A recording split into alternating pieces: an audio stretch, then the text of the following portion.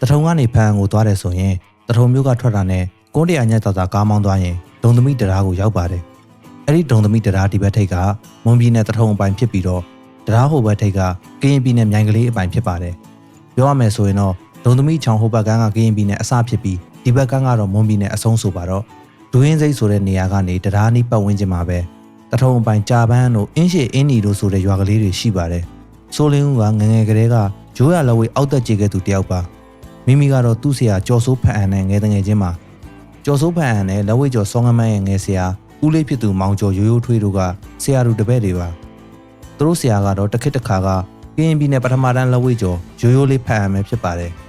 ကျော်စိုးဖတ်အန်ကဒေါနာဘန်းတို့မိုက်ခဲတို့နားသွားတဲ့အချိန်စိုးလင်းဦးတို့နဲ့လက်ဝဲအတင်ပြတ်ထောင်ပြစ်ပါတယ်စိုးလင်းဦးကတော့လက်ဝဲစထိုးပစ်တာသူ့ကိုဝမ်းခွက်တော်သူတတိအောင်ရဲ့လှုံ့ဆော်မှုကြောင့်ဆိုမှမမှားပါဘူးတောင်ကလေးရိုးကလက်ဝဲအတင်မှာစကစားပြီးနောက်ပိုင်းသူ့ငယ်ဆရာကျော်စိုးဖတ်အန်ကစိုးလင်းဦးကိုအသေးချာလုတ်ကင်ပေးချင်တာရဲ့တောင်ကလေးမှာကအဲ့ဒီအချိန်မှာကစားသမားတွေကများနီးပြဆရာတွေကလည်းများနေတာကြောင့်ကရင်ပြည်နယ်ငင်းငင်းယူထားတဲ့အဖွဲ့အစည်းတွေကစက်ထူးကော်ရဲ့ကူညီပံ့ပိုးမှုနဲ့မျိုးစာနီဆိုပြီးအသင်းခွဲထောင်ကဂျိုးရလက်ဝဲနယ်ပယ်မှာကျင်လည်ခဲ့ကြပါတယ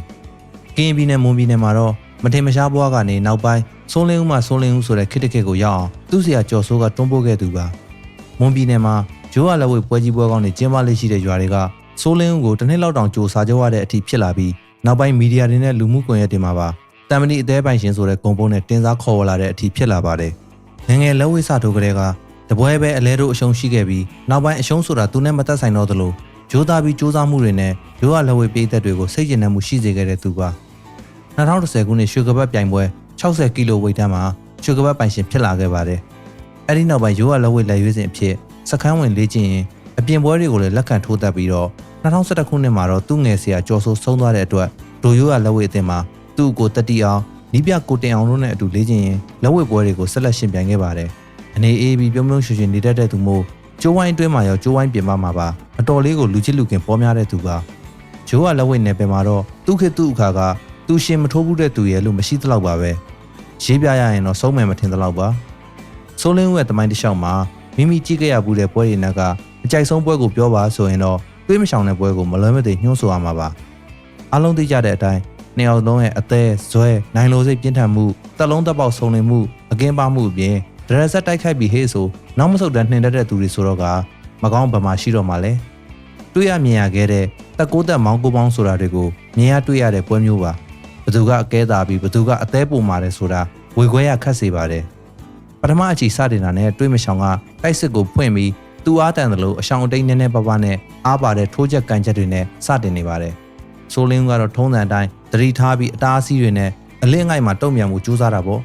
တွေးမရှောင်ကတော့အလင်းငိုက်မရှိသလောက်ကိုရှင်းပြနေတာပါပထမအကြိမ်ပြီးဆုံးပြီးဒုတိယအကြိမ်မှာတော့တွေးမရှောင်ကရှင်းပြမှုကိုအရှိန်ပိုတင်လာပြီးဒရက်ဆက်တိုက်စစ်ဆင်ပါတယ်အဲ့ဒီအချိန်မှာတော့ဆိုလင်းကတိုးဝင်မနေပဲထောက်လက်တီးပင့်လက်တီးတွေမြိုင်းဆိုင်လာပါတယ်ထိချက်တွေကလည်းနှစ်ယောက်စလုံးရှင်းကနေလင်းကနေဆိုသလိုပါပဲ